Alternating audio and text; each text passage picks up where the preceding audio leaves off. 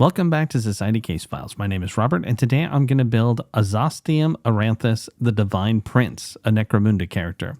If you like this kind of content and you want to see more, please subscribe to the channel, hit the notification bell, consider becoming a member. You'll get early access to videos and a bunch of other cool stuff. It's kind of like YouTube's version of Patreon.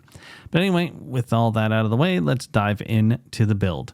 This character was pretty easy for Necromunda. There are a couple of tricky parts here and there, primarily the cloak. I did not enjoy figuring that part out.